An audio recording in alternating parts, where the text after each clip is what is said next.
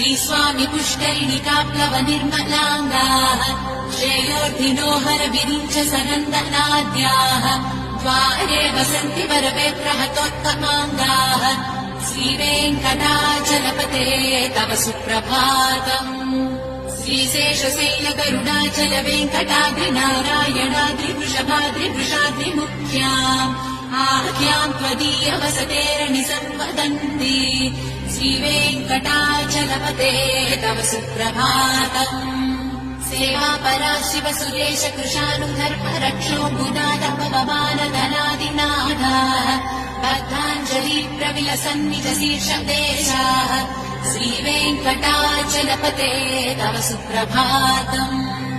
आदिश्रुते विहलराज मृगाधिराज नागाधिराज गजराज हयाधिराजाः स्वस्वाधिकार महिमा